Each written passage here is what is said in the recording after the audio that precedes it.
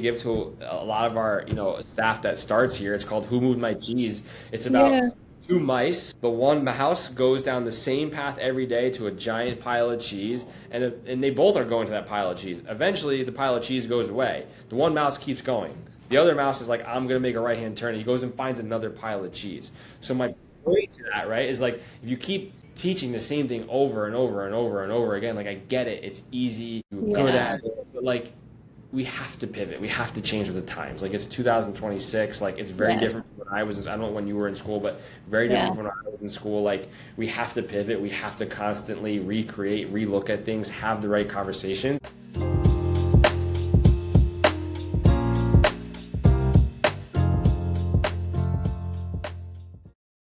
All right. Hello, everybody. Welcome to BhakTalk. I am your host, Tina Bhakta, pelvic floor OT and mom of two.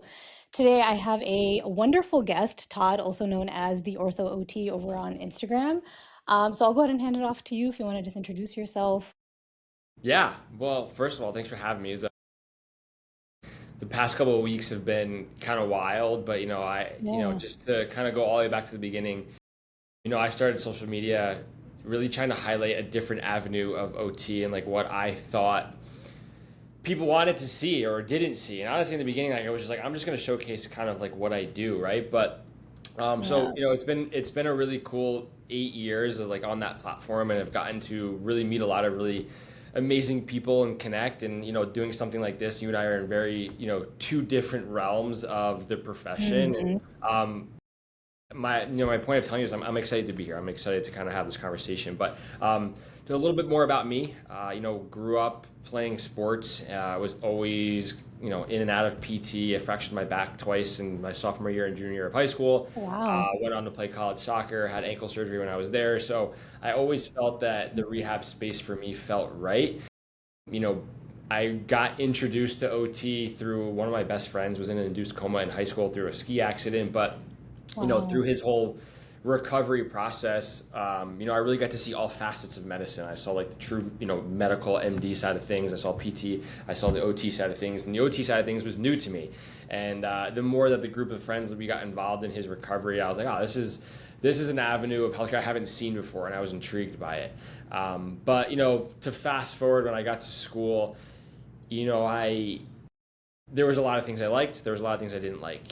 And, I had some professors there, one of which, Sally Poole, was really influential on me in exposing me to kind of the hand world. And it was an area that I felt that it really resonated with me, and it felt one that how I would best fit into that profession. And I went on to have a couple different field works, and one of which was in hands in the city. And, I still talk to my CI today. I talked to her yesterday, actually, this woman named Peppy.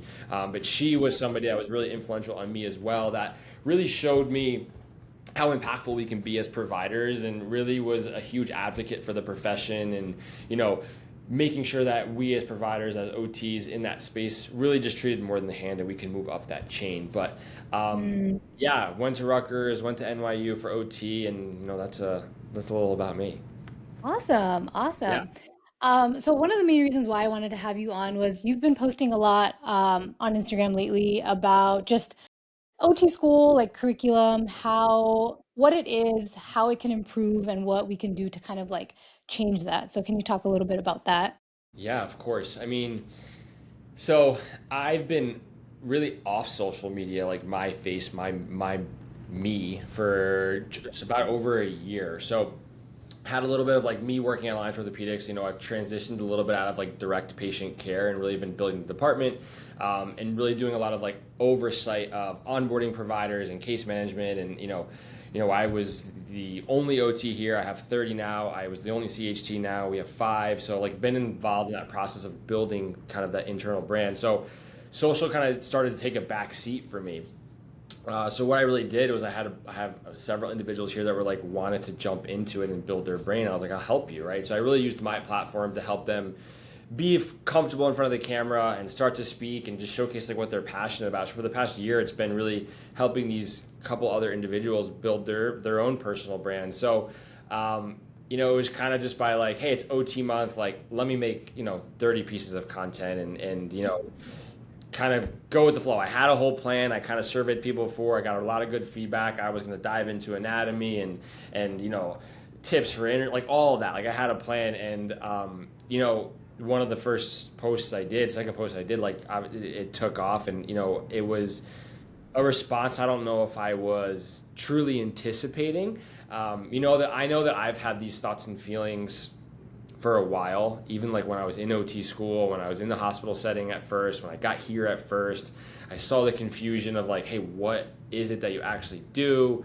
And the more new grads that I've interviewed and hired, the more students that we have, the internal feelings and thoughts that I know that our own OTs have here, I was like, I know that, we're not the only people that feel this way. And I think the past couple of posts have really shown that to be true.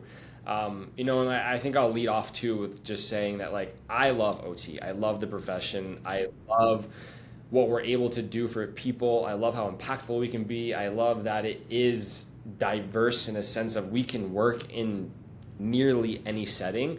But at the same time, I think it makes the profession really confusing for the general public, for patients, for providers, as like, hey, what can I do? And I think that's really what my big thing with school and curriculum, especially over the last however many years, is like I feel like we're grasping at straws to justify like what we do. And as I really started to dive more into the curriculums than I want to even admit, because I wasn't planning on doing it. Like I have to go look, and it was just like everything is different. Every school is different. Every course they offer is different. It's a different title. It's a different this. It's a different that. And I'm looking at some of these things that are incorporated into the curriculums. I was like, what is this, right? And I think the most alarming thing to me was that there was no consistency of like everyone got this and this, right?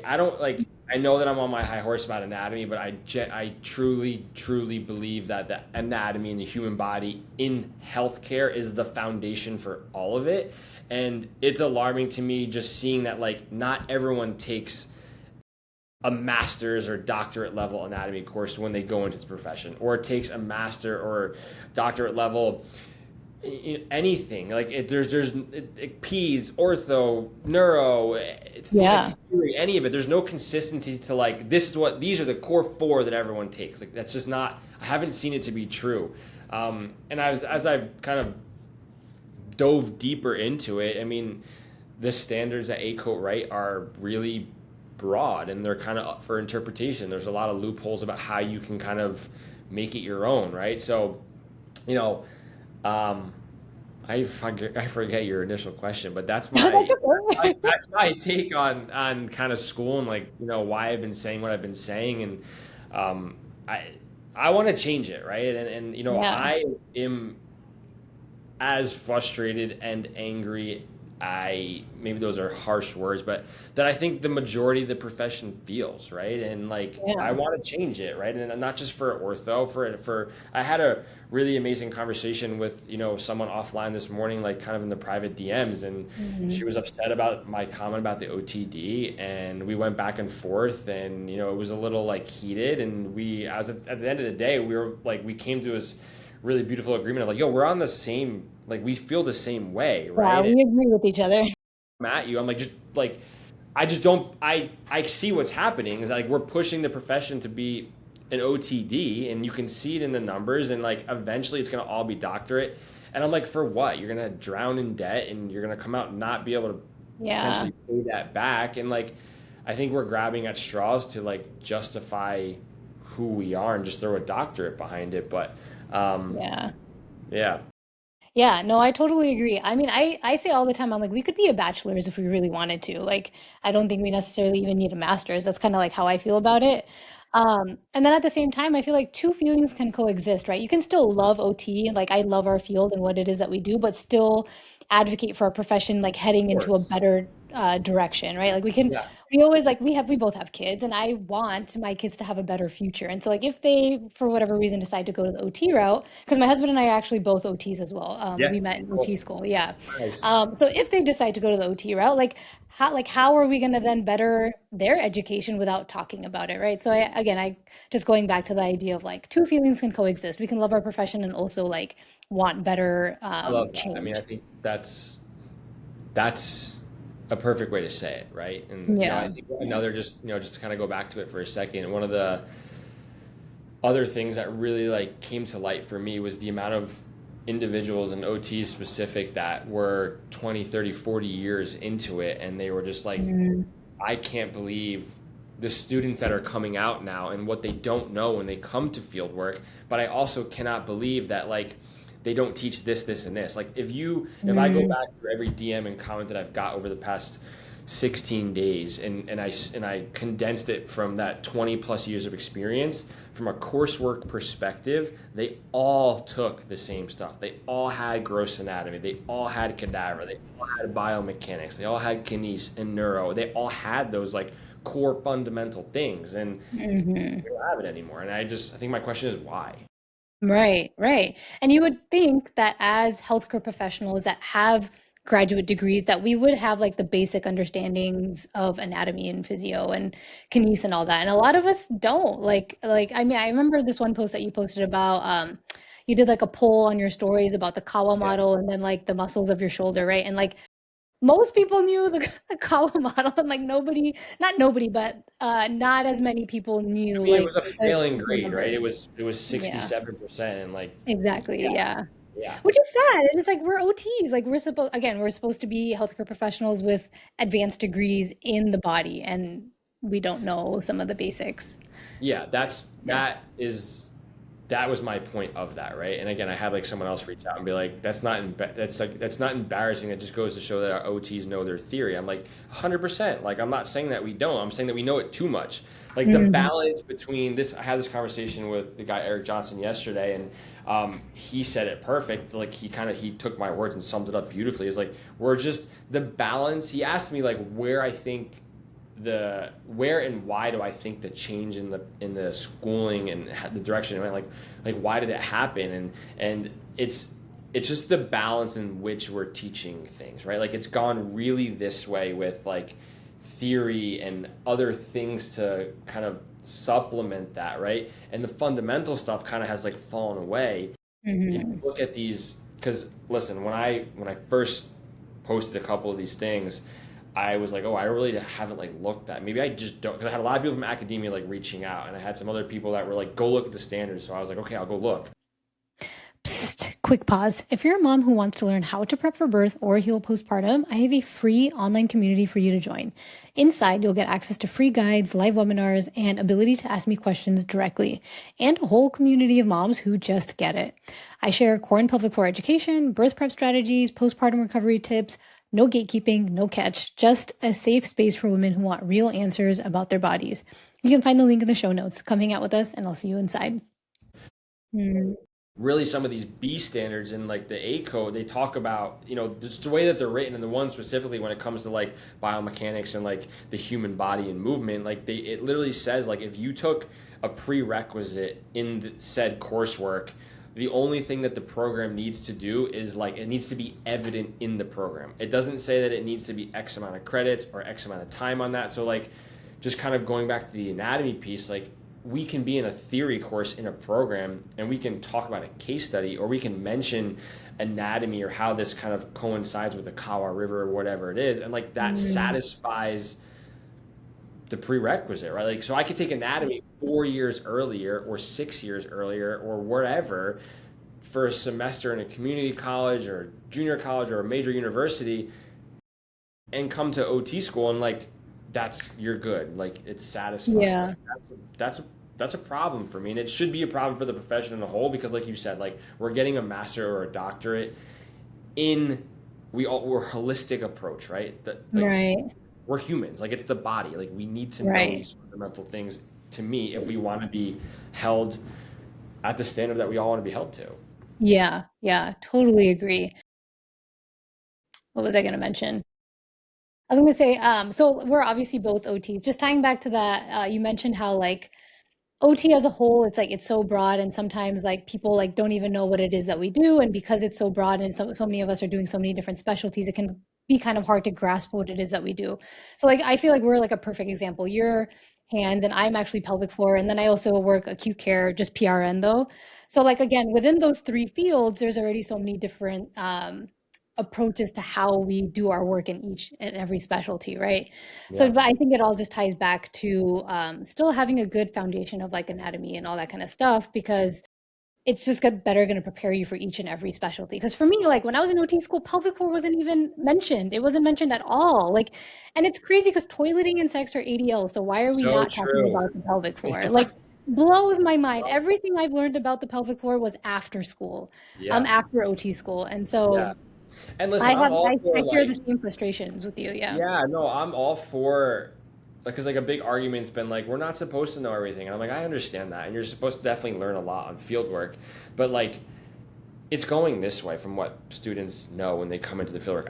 Like I said, we've built out a robust program with a ton of schools, and we get a ton of students. And like the Mm, OTs know that when you come here and you're going to be a part of Alliance, that like you're gonna take a student and you're gonna give back for the remainder of your career when you're here, right? It's for me, it's like this is how I feel like I'm directly impacting the profession by bringing in yeah. as many students as possible and showing them like how showing them what's possible and how you can do it, right? But to your point, which I think is one of the best points I've heard over the past 16 days since I've been back on here, it's like for you specifically being an OT in the pelvic floor space, like sex and toileting is something that we talk a lot about as ADLs in school. And the fact that like this is my thing with OT that really frustrates me because it's a perfect example of that. It's like, hey, we can teach the act of sex or we can teach the act of toileting and how to be more independent in those Hmm. ADLs, regardless of the disability, whatever it may be. Like we're going to teach you how to be independent, but it's like, why can't we take it a step further and be like, well, maybe we don't have to just like completely accept that injury or that diagnosis or whatever it is and like go fix the Yes. potential anatomy that's involved, right? It's the same kind of argument that I've always had about like when it comes to transfers, when it comes to certain ADLs, like when I was in the hospital, it was like you were independent in dressing if you were able to physically go and get the clothing, come back to wherever you were doing. Like item Yeah. retrieval is what makes you independent, right? So it's like, how can you tell me I can't talk about gait or work on gait Yeah. or work on the lower extremity if you're going to tell me that like that's a piece of dressing, right? So just that disconnect between the act of some of these ADLs and like where there's a barrier that's put up about like what we should or shouldn't know, like that's the piece to me that just like drives me crazy. And like call it Yeah. what it is, like there's a ton of overlap between OT and PT from both sides of things. So like Totally. sure, we each focus more on one thing, but like I don't know. I think there's just like it's so crazy to me because even in school, like I think there's this conversation about how amazing and how broad and how you can do anything you want kind of in the OT space, which is true, but at the same Hmm. time there's like barriers to all of it. It's like, well, you have to stay here and here and do this with this in this box in this space. And I'm like, I don't know. It's I think that the confusion that the general public has, the confusion that the profession has, the confusion that the medical space as a whole has about our profession is like it's a self-inflicted wound. Is Yeah. That's a good way of putting it. Yeah. So there is a pelvic floor OT. Her name is Paige, and she has her own practice in Ohio. And she posted something a couple years back that I feel like her comparison just for like OTs in the rehab space was really good. So I'm going to bring it up because I just think it's a really good example. So the way she explains just OT and PT specifically in the pelvic floor space, she's like, we essentially do the same things. It's just the lens is different. And she compares it to like if you were to go to a physician and you had a heart issue and you had to get referred to a cardiologist, that cardiologist could be an MD or a DO. So that same mentality is like the same thing with PT and OT. So in some specialties, like with pelvic floor stuff, we essentially do the same thing. It's just the lens that's different. Like an OT might be a little bit more holistic, but that's not to say that a PT can't have the same holistic lens with what they do. Their justification just might be a little bit different for what it is that they do. Whereas like for us, it's going to be more ADL focused, like toileting sex, that kind of thing. So yeah, again, at the end of the day, and I don't think there's anything wrong with that. I don't think there's anything wrong with PTs and OTs, like the gray area of us doing similar things. I yeah, think it's just the lens that's different, right? Like nobody says anything about MDs and DOs. DOs, their schooling tends to be more holistic. MDs tends to be a little bit different. But at the yeah, end of the day, they're both physicians. And I feel like even in the acute care space, because I work acute care PRN, a lot of times we are doing similar things, and that's okay. Like sometimes somebody is only able to sit up edge of bed and like maybe like wash their face with a washcloth, and that's literally it because they're not capable of doing anything else. And so I think it's okay to like like kind of like acknowledge that there is a gray space in certain areas, maybe not so much in other settings, but like it's okay. I think at the end of the day, like just acknowledging that we have different lenses, like is all that it is. And if that is Yeah, really like what we like all it that it is, then it kind of ties back to that whole anatomy thing. Like then we still have to have the same foundations in schooling, you know. 100%. Yeah. So I wanted to bring up another question. So I was going through one of your posts. I was going through some of the comments, and there were a few comments that came up, and like I remember somebody or a few people saying like, "Oh, well, I'm a professor at such and such OT school. We can't do this. We can't implement this because of the AA code standard." So somebody that's listening to this, they're probably having the same thought process. What would you kind of like say to somebody that's thinking that? Yeah, no, so I'm excited. So like that's been one of the conversations that I'm like really excited to dive into and go have with these individuals. So I have a handful of conversations lined up, this week and next week with some of these professors at these schools about that, right? Like I've gotten really interesting feedback of like just the students, they are different. They don't want to work as hard. They don't want to put the effort in, AI, all this kind of stuff, trying to make it engaging. And like that piece I get, but that's where I'm like, and I understand. I think that the message from academia has been clear to me this past couple of weeks is like it's difficult to make that change, and I get that. But my big thing with to answer your question of how to potentially work with these A code standards is to read them, right? So I have and I'll read you kind of the point that I brought up before. I'll read you the standard. So this is, directly from their website, right? So 2023 US Occupational Therapy Educational Standards effective July. So this just went into effect this past July, right? So we're like almost a year in. So this is Mm. B10 foundational content requirements for human body development and behavior. So it literally says if the content of the standard is met through prerequisite coursework, the application of foundational content in the sciences must also be evident in professional coursework. So that's what I was saying before, where you have a standard like that that's so broad that Yeah.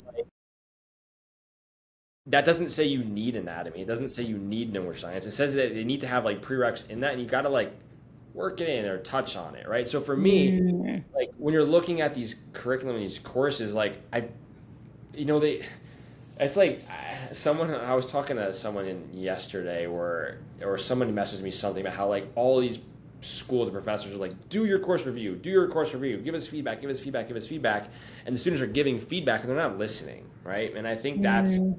problem. Well, maybe they are listening. I don't know. Maybe that's a generalization, but like if anything's proved true to me over the past couple of weeks, like there's a lot of students that are not understanding kind of the curriculum that's in front of them or how it's going to be impactful or help them. So, if out of anything, like, my advice to anyone I'm going to speak to, a professor about this or anything, or if they're going to hear this and listen, is like go actually look at your curriculum and go look at the course that you're actually teaching. This is like a loophole, right? Like there's a way Yeah. around this. This doesn't say that you can't have an anatomy 101 or a pelvic floor 101. This just says like you can touch on it and it satisfies it. It's not concrete at all. It's not specific at all. Like to me, this gives curriculums and directors and programs the freedom to do what they want, and that's the Right. problem, right? I'm Yeah. all Yeah. for freedom. I'm all for being creative, but like I think we've gotten away from foundational content requirements, and that Mhm. standard like allows you to get away from it. When I think that their intention was to like make sure you don't get away from it, but with the way it's written, like you can get away from it. So I guess really just to try and answer your question one more time, it's like go actually evaluate. If you've been teaching the same thing for 5 years, 10 years, 15 years, 20 years, like you need to pivot, you need to change. You can't Yeah. continually go back to the same pile of cheese. That pile of cheese moves. You have to be like, you ever read the book Who Moved My Cheese? No, I don't think so. Amazing book. It's like 80 pages long. It was something that we give to a lot of our staff that starts here. It's called Who Moved My Cheese. It's Yeah. about two mice. The one mouse goes down the same path every day to a giant pile of cheese, and they both are going to that pile of cheese. Eventually, the pile of cheese goes away. The one mouse keeps going. The other mouse is like, I'm gonna make a right hand turn. And he goes and finds another pile of cheese. So my Oh, point to that, right, is like if you keep teaching the same thing over and over and over and over again, like I get it, it's easy, you're good yeah, at it, but like we have to pivot. We have to change with the times. Like it's 2026. Like it's very yes, different from when I was. I don't know when you were in school, but very different yeah, from when I was in school. Like we have to pivot. We have to constantly recreate, relook at things, have the right conversations. Listen, I get it. It's hard, but like those some of those like numbers and data that I saw of just like the amount of applicants that just people aren't applying. I understand that yeah, COVID was in the middle of that, but like that's a big decrease in people going into the profession, and you have to ask why, and you have to do something to fix it if you don't want to see the profession completely go away. right, right. Yeah, so you brought up how like lately new grads, new students that are coming in, they don't have like a good foundation and everything. Do you feel like COVID has changed that for the worse or for the better or kind of like a mix of both? I don't know. I think it's a good question. I think that COVID was different for everybody. Yeah, so I don't know. Like COVID, obviously, is like I don't want to minimize like what it was, and obviously, like a lot of people, it was a shock to the world, right? But I think a lot of people thrived in COVID, and me Mm, being one of them, in a sense that like my personal brand like really took off because I was able to connect with everyone virtually, and like there were so many people that were virtual. I talked to like I don't even know how many schools I talked to over the course of those like 2 years, like talking to the SOTA programs and kind of guest lecturing Q&A style. Like I did a ton of that, right? nice. Um, Yeah. but I do think that it altered like how we learn, and I think it showed that you don't have to be in a classroom to like learn and be successful. Mm, Um, do I think? Yeah, I do think. I mean, we treat a lot of teachers, and like even the teachers, like it's crazy if you had a child like one of our kids, like my son, like he's in he's 4, I'll be 5, so he's I guess like a pre-kindergarten, like a pre-K kind of a vibe. yeah. If COVID was happening now and it lasted kind of the 2-ish years where like kids weren't going to school, like he wouldn't go to school till like third grade. Crazy, right? So I think that there's real impact to that. Um, but I also, at the same time, think that we've been back to normal for so long now that, Yeah. like, I just think, I don't know, I don't want to be like the old guy where it's like generational, but like, this is my point of pivoting. It's just like kids now, generations now, they learn different. Like, I know my kids Yeah. are going to learn different. I know AI is going to be embedded in everything that they do. I think that the more that we try and resist change in these pivots that need to happen, which was my point about reviewing curriculums, like, the more you can't resist it. You have to accept it, right? It's just Yeah. like it's here. We have to be flexible with it. Yeah. Yeah. And I don't think AI is going anywhere. AI is like the Oh, future, and I feel like everyone's going to be using it. So, like, just touching on like kind of what you said, like, why not use it toward our advantage? Like, I feel like we have access to so much information now at our fingertips. Like, we should continue using it in our advantage and changing our profession for the good, you know? So yeah, yeah, yeah, I get what you're saying. It, and I think with COVID too, like, yeah, I don't know. Like, yeah, COVID has been like, it feels like, I don't know. Sometimes I'm like, oh, it feels like it wasn't that long ago, but I'm like, oh no, it was really a long time ago. Like it was 5 years ago, 5+ years ago now. So like it's been done in past, and so like let's just move on from all of that, you know? And so like to a degree, so my husband, like I said, we're both OTs. He's had a few students in the past, and I don't know if schools have just not change their curriculum for the better, if they're just like still kind of like stagnant as if it's still like 2018, 2017, 2019, whatever, like, and they haven't like made any reform or any changes since then. So it's kind of touching back on like tying back to like your cheese yeah, analogy. It's like cheese also gets moldy. Like, okay, like we don't yeah, want to like continue going back to yeah, like the same moldy cheese. Like let's pivot, like you said. yeah, So yeah. I mean, I think people get stuck in their ways, right? Like, yeah. and that's kind of what happens. I don't know. Like I said, like the reason I'm doing what I'm doing now is something needs to change, right? Yeah. I'm seeing it firsthand with students coming out of school. I know the heavy lift that it takes to get a new grad up to speed to the level they need to be up to speed for us. It takes a long time, right? Mm, people are yelling and screaming about it and through. I mean, it's. I think it's something that we need to have a conversation about it, right? And whether that be with AOTA or A code or whoever it is, get 50 top, 50 program directors from around the country and talk about it, right? I think that we have. I don't know if this is true or not, but I feel like this is true, and I think there's people involved in making decisions that haven't been in the clinical setting in ever and or years, right? And that's Yeah. concerning. That's like Yeah. it shouldn't be that way. Right, right. I remember one of my professors in grad school, actually, he was only a practicing OT for 1 year, and then he went into teaching academia, and he's been teaching ever since. So it's like, I mean, you're an okay teacher, but do you really know what the OT workspace looks like now? Because you've been detached from it for so long. If you're new here, BhakTalk is where pelvic floor meets real talk about motherhood, recovery, business, and the rehab space in general. If you're enjoying this podcast, please subscribe and leave a review on Apple Podcasts or Spotify. Reviews are literally how new listeners find the show, and the more people who find it, the more moms get more information that they actually deserve. Okay, back at it.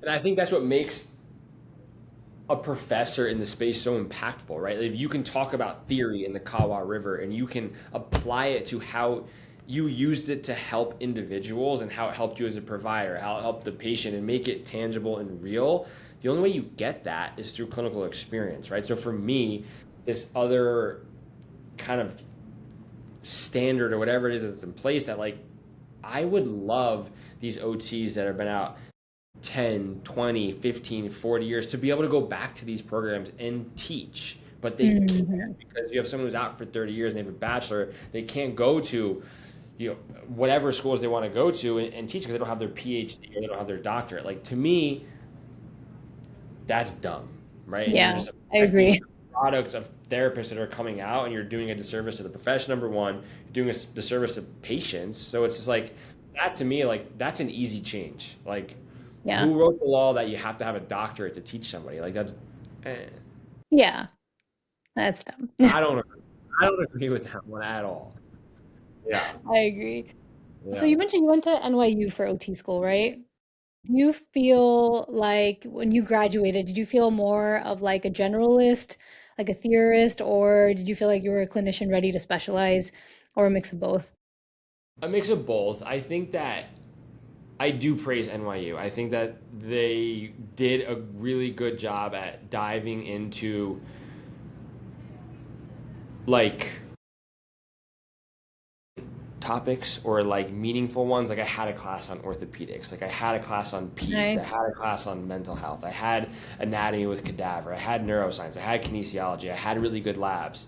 There was OT fluffy stuff in there that I don't necessarily like vibe with or totally agree with because like but like I do feel like they did a really good job at trying to make things as meaningful into like the real world as possible. But I think my biggest problem with NYU specifically and a lot of these programs is they don't do an in-person interview, which to me, Mm, healthcare being patient centered or in front of a patient facing, like you have to be able to build rapport fast like yes. that, right? And I think a Yeah. lot of these theory courses aims to teach you how to do that, but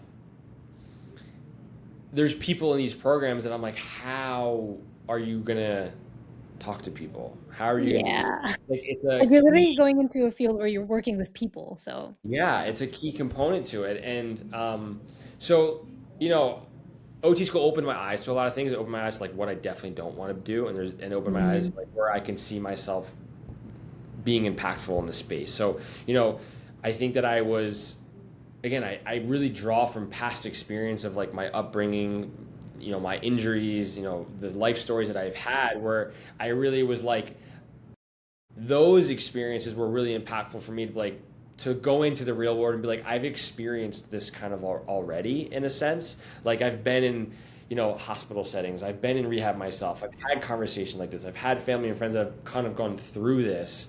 I've been in the fitness space. I think that's where my real world life events and theory kind of went really well together. So that when I left school, like I felt of course I felt lost. I was nervous, I was scared, I was lost. I kind of knew, I think I had blinders on to what was possible because it was like OT school was like, this is what you're going to do, this is what you're going to do, this is what you're going to do, this is what you can say, here's what you can do in these spaces. But, you know, I'm grateful for the people that I've met along the way that were really amazing mentors that opened my eyes to what is possible. So yeah, it's like twofold. Like, I felt prepared. I didn't feel prepared. I knew an avenue I wanted to go because of school and the experiences. So I think that was definitely a big plus. Um, and listen, I know that, like I said this before too, is like I know that school is not supposed to teach you everything, but I think that we can do a better job at everything that I just said of like Mhm. finding the right people to join this profession, number one.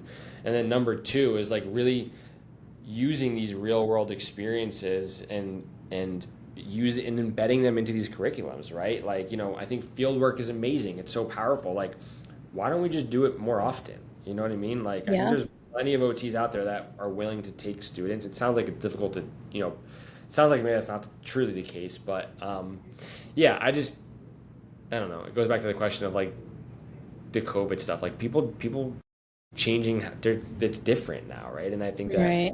people are craving real world clinical scenarios before they kind of enter the real world. Yeah. Yeah. What fieldworks did you do, if you don't mind me Yeah. asking? So I did. I actually did an optional third. So my level ones, Oh, I was an inpatient. I won't talk about level ones, but my level twos, I did an optional third. I really wanted to do. I wanted to experience peds, but I knew that I didn't want to do like the outpatient mhm. school kind of pediatric stuff. I just knew it wasn't my vibe, and I was like, hey, if I could do like a ortho peds, like that'd be really cool. Like Yeah. this is my, I guess this is where I could get annoyed with NYU. It's like, yeah, yeah, like we'll do that for you. And I ended up in like EI and like an outpatient like kind of Oh, sensory thing, and I was like, I would just listen. I learned from it. I learned how to communicate with kids. I learned how to talk to parents. I learned how to tell them like what I did for their kids. So like definitely learning experience in it, but wasn't what I wanted to do. But I did a rotation in hands in the city, and then I did like my adult rehab, pretty heavy duty stroke down in a rehab hospital. oh, okay. Nice, Yeah, nice. which was one of my best and truest, I think, OT learning experience because I had an amazing CI. She pushed me. She, made me think. But she also opened my eyes to like what's possible within the space too. And what I kind of opened with saying of like, hey, dressing, the act of dressing to be independent, you need to go get those clothes and item Yeah. retrieval. Like she was like, we have to work on balance. We have to work on gait. We have to work on leg strength because if we want them to be independent in these tasks, we have to do this, right? So Right. amazing. I was blessed. I had really good CIs. I had really good experiences. So yeah. Well, that's awesome. That's awesome. Yeah. I'm just gonna talk a little bit about. So I mentioned how I'm a PRN acute care OT. So there was Hmm. a point where I was doing two PRN jobs. This was before I had kids, but two PRN jobs. Between the two jobs, I was working full-time hours. And the difference in like the management between those two hospitals was so vastly different. Like the one I'm at now and the one I've been at for years now, they're very like progressive thinking. And it's sad that I'm even calling it progressive because I can do stairs with a patient and they're like, yeah, you just bill it as community mobility. And then the other hospital that I left now and I used to work at, they were so like, you can only do ADLs. You cannot walk a patient. You can't do balance with a patient. You can't do bed mobility with a patient. I was like, this is literally insane. So you're just making me like a glorified CNA. And I straight up asked my manager, I was like, if the person doesn't want to do ADLs, what do you want me to do? And he literally said, dead ass, like, excuse my language, skip that person and go see somebody else. I was like, are you fucking kidding me? Like, this goes against everything that we're taught, right? Like, especially in the acute Yeah. care setting to get people up to decrease risk of pneumonia, DVTs, and all that kind of stuff. And now you're literally taking that all away, all the benefits of getting out of bed. You're telling me to leave them in bed, soiled or whatever, and go see somebody else that just wants to do ADLs. Literally, like it made my blood boil. And like that's, I know there are hospitals that still have management like that, and I feel like that's why I'm like really excited, or like I'm excited that we're having this conversation, is because change doesn't start to happen until those type of people get to hear this kind of stuff. And understand that that is not all that we do. Like we can 100% do stairs with somebody, because how is somebody going to get to the second floor of their apartment and get to their bathroom without doing that? You know what I mean? So yeah, I just wanted to like mention that. But No, yeah, I it's love it. just I so love that you wild. brought But it up. It makes me brought that excited. up because so you mentioned that you've had a few really great mentors and like you're really close with one of your old CIs. So what is it about those mentors and that CI that you had that kind of like changed like how you viewed OT, or like how that changed your kind of like trajectory? I think because like when I was in school, there was definitely, like I said before, it was like I feel like it was really broad and you can do anything and you can fly and it'll be great, but like here's the barriers, right? And then when I got with these two individuals, like they pretty much removed those barriers like almost immediately. Like handcuffs were off, for the most Mm, part, and I think I really valued that. You know, they were two individuals that were rock stars at what they did, but they were great teachers. They were the two people in my life that, from an education standpoint, that didn't like, you know, like when you ask a student or you ask somebody a question and they're clearly like struggling to find the answer, and then you as the person who asked the question, you get like uncomfortable and you're like, oh, well, here's what it is. Like you kind of tell them, like the both of them like wouldn't tell me anything. They were like, they would like, I would sit there and fumble and try and come up with something, and they would just like look at me and try again, try again, try again. Like they wouldn't give me the answers. Like they really made me think, which I, looking back and reflecting on it now, like it was one of the best things that both of them could have done for me. But yeah, they were, you know, they took me to like took me under their wing. Like they made me feel comfortable. You know, they were, you know, they pushed me every day. But I think that was like a big thing, which is like, you know, really, but they were huge advocates for the profession. And like I said, like Peppy from, you know, the hand therapist that I was under, like she really was a huge advocate for moving up that chain and like really understanding the shoulder and understanding the neck and understanding how that affects the entire upper extremity. And like if you want to be a really good dynamite hand therapist, like you need to understand that stuff. And I that opened my eyes to that, right? And you know, she also, you know, she was influential in the space and she was a business owner, but she worked in the hospital. She did a lot of cool things, and I was like, this is an opportunity that's possible that I didn't know about. And then Jen went up to rehab hospital, same thing. Like I've told the story twice already, but like she was so like, it's not PTOT, like we're a team, like we need, these people have these disabilities and like we need to get after it with these stroke patients, and we need to be repetitive and do the same things and work on the same things. At the end of the day, we have a common goal of like making these people independent. So I think Jen for me specifically was like, it's not PT or OT, it's not OT or PT, we're a team. mhm. That was the first time I really felt and experienced that in the real world.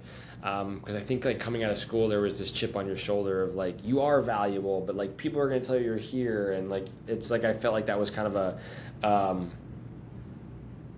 a stereotype that existed. And Jen kind of got rid of that for me like right away.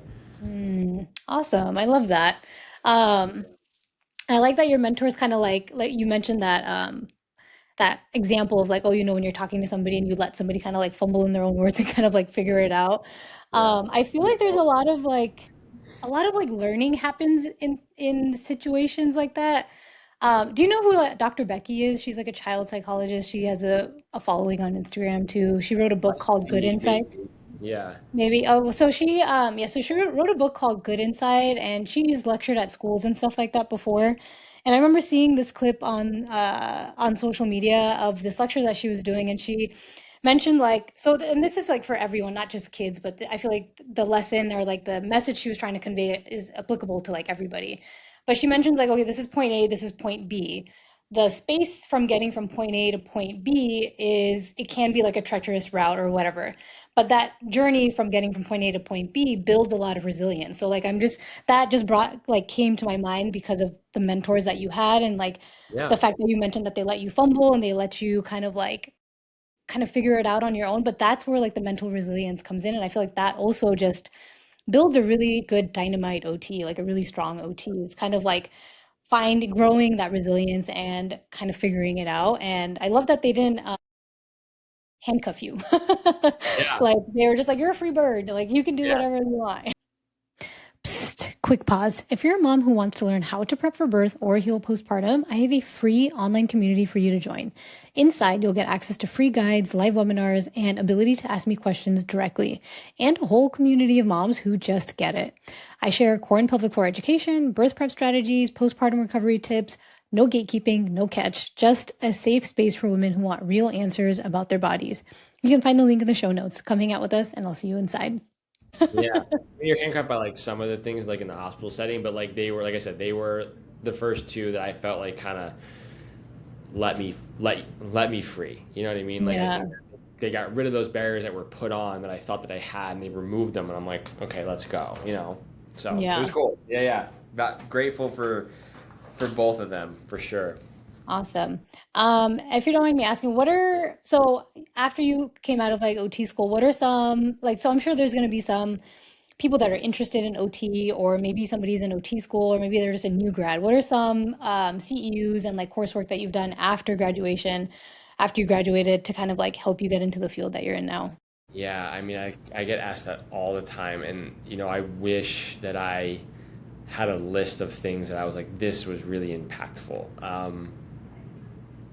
However, I started in a hospital. I knew that I wanted to. I was there for 11 months. I knew that I wanted to get into the outpatient space, and this opportunity I thought was a networking thing. It turned into an offer the next day and like spiraled into what it is now. So, you know, I I go back to like the fundamentals of things. Like if I don't know if there's courses about, and this is like what I tell all my OTs too. I'm like, you have to know anatomy. You have to know. You have to have X-ray vision. That when you look at the neck, hand, elbow, shoulder, brachial plexus, you need to see it, right? So I tell all of my therapists, 5 minutes a day, 10 minutes a day, open up an anatomy book and look at it. I think as the CEU realm is like you got to go do these courses and get these CUs because I understand you need to do it for your license, but like I think a lot of times we think there's like these magic pills that is like going to give you the answers, and I think no one wants to do that self-directed learning and be proactive with that piece of it, which is more impactful and you'll get more out of that than a CU course. Like the CUs are really higher level things that maybe you can't really see in a book or harder to grasp or whatever it is, right? Like, Mhm.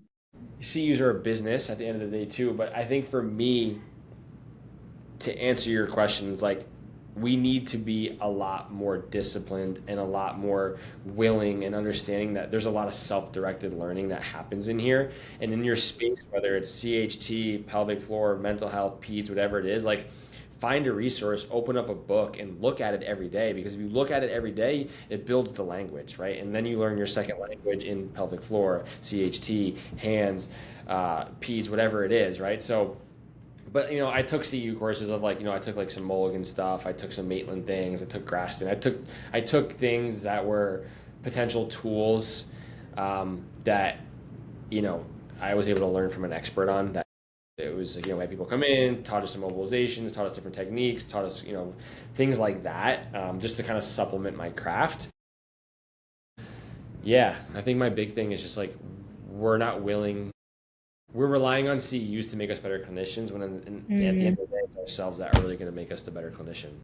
right. Yeah. Yeah, I agree with that. I got a question in my DMs the other day that was asking like, "Oh, like how did you became or how did you like find like exercise a treatment? Like, how did you learn about all that kind of stuff?" And my answer was kind of similar to what yours was. And I was like, honestly, like, because I'm so passionate about OT, like, I'm always learning about it. Like, I'm listening to podcasts, I'm looking up research. We have AI at our fingertips. I'm always chat GPTing stuff, whatever Yeah, it is. Like, we have so much information at our fingertips. So I think touching on what you said, I think at the end of the day, we also need to take a little bit of accountability to what we need 100%. to learn. Like, you're not going to find 100% of it in CEUs, but No, no, I think if it's a specialty that you're interested in, like you said, peds, hands, pelvic floor, whatever it is, if you're really passionate about it, you'll find a way to like learn about it in some way. 100%. So Yeah, I get yeah, that. yeah. So I'm just gonna ask two more questions just to wrap things up because I know we're almost hitting an hour. What would you tell your first year OT self? Like if you had to give yourself a piece of advice. I like this. First year OT self. I think just knowing that like it's gonna be okay. Um, Mm, I think there's definitely a lot of fear, anxiety. Did I make the right choice? Do I like this? You know, speaking of my mentors, the girl Jen knew that I wanted to kind of go the hand route, and she's like, "You'd be so great in this field too." And I was like, honestly, like my biggest fear is her suggestion to me was like go to a hospital first, go into that setting first, like to learn. And my biggest rebuttal back to her was like, I'm fearful that I'll get stuck in that setting and like kind of go that path. And she said something, she's like, you won't get stuck, right? And I think just knowing that my first year OT self is like, it's gonna be okay, and you're gonna go down the path that you're supposed to. Seize the opportunities, and I think just that simple slogan of like, it's gonna be okay is Yeah. something that I would tell my first year self. Yeah. Yeah. I feel like it's such a short, simple like statement, but it has a big impact. Like it is going to be okay. Like we're all going to end up okay. I love that. Okay, so this is a new thing that I'm doing on my podcast, and this is really random, but it just it lets listeners just get to know you a little bit more. So Yeah. what is the last thing you put on your credit card? I just bought our director group lunch. Nice. Okay. Yeah, literally just happened. Yeah. Cool. Yeah. All right. Well, where can people find you? Like on social media or Oh, I'm whatever like, you want to share. Yeah. I was like, I'm not sure if I can go with a lot of different answers with this. Yeah, yeah. On Instagram, the Ortho OT, I was really only planning on just doing this for like kind of OT month, but I reignited my love for it. And, I really want to start continuing to be this voice on this platform. I mean, that's one that I'm really solely on. Yeah, the Ortho OT at it, on Instagram. Awesome. And where are you located? I know you're in on the New East Coast. Jersey. Jersey. Okay. Yeah, Nice. yeah, yeah. Yeah. Yeah. Where are Very you, by the way? cool. I'm in Vegas. Cool. Yeah, Nice. yeah. So my husband and I we're from California, and then we went to UNE, which is in Portland, Maine, for OT school. We met there, and then we've been here ever since. So we've been here for almost 8 years now, 7, 8 years. Yeah, Nice. When did you yeah. graduate from school? 2019. Okay, so I was 2017, so a little bit Oh, before okay. you. Yeah. Yeah, Nice, nice. nice. Yeah. My husband graduated at 18. So he moved to Vegas, and then I was just like, okay, like I'll move to Vegas too. It was gonna be just a year or two, and here we are now, 2 kids Yeah, later, now we're like, oh, we're not leaving. that's awesome. Yeah, awesome. Cool. Well, thank you so much Yeah, for doing this. I really appreciate your time. yeah. Thanks for having me. I enjoyed this. This was cool. I'm Yeah. looking forward to pushing it out there for more people to hear. Awesome. Awesome. Thank Cool. you. Yeah, great to meet you. Bye. All right, that's a wrap on this episode of BhakTalk. If this show has been helpful, the biggest thing you can do is follow on whatever platform you're listening to and leave a review. It sounds small, but it genuinely gets this information in front of more moms who need it, and that's the whole point. I'm Tina, your pelvic floor OT, and I'll see you in the next episode.